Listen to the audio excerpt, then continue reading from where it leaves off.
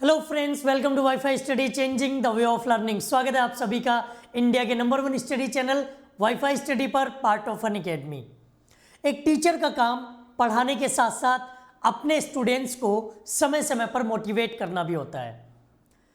मैं हमेशा कोशिश करता हूं कि आपको आपके सपनों के लिए मजबूती से आगे बढ़ाया जा सके, आपको हर वो कॉन्सेप्ट, हर वो चैप्टर सही तरीके से पढ़ाने की कोशिश करूं जो आपके एग्जाम्स में और आपके ज्ञान के लिए काम आए।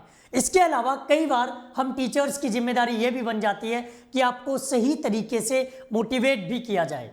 ऐसी एक कहानी है, किसान की कहानी।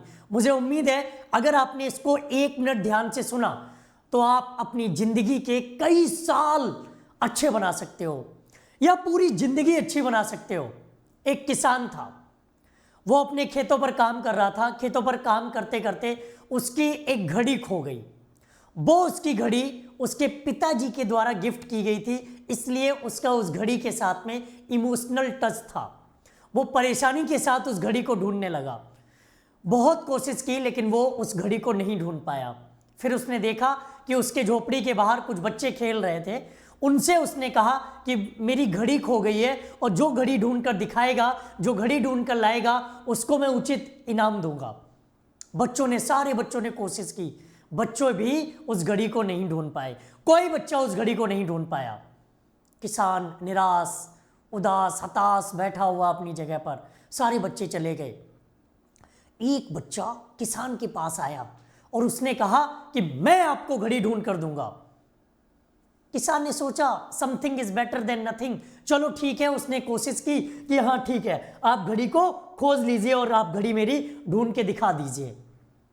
वो बच्चा झोपड़ी के अंदर गया, थोड़ी देर में वापस आया तो घड़ी उसके हाथ में थी।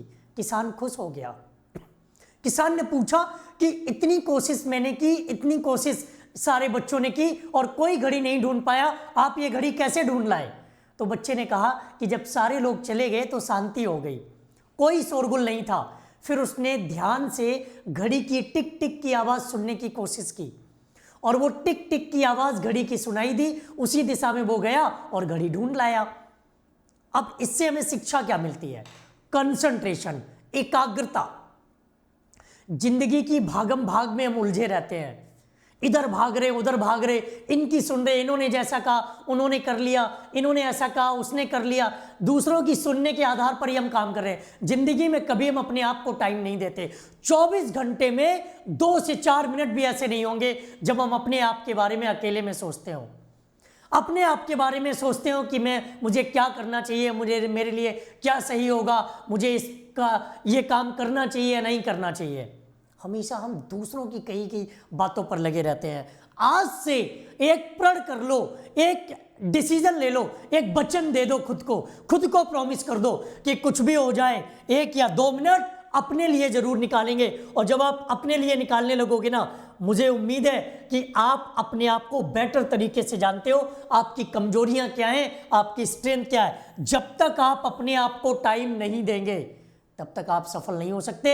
दूसरों की उंगलियों पर नाचते रहोगे, जैसा दूसरे कहते रहेंगे वैसा ही आप करते रहोगे और आप फिर कभी सफल जिंदगी में नहीं हो सकते। अगर सफल होना है, अगर इतिहास रचना है, अगर हर एक कॉन्सेप्ट को अपना बनाना है, हर एक कॉन्सेप्ट के सवालों को सही करना है, तो आपको अपने आप से बात करनी पड़ेगी, अपने आप के बारे में जानना पड़ेगा, अपनी कमियां, अपनी स्ट्रेंथ को समझना पड़ेगा, खुद को टाइम देना पड़ेगा।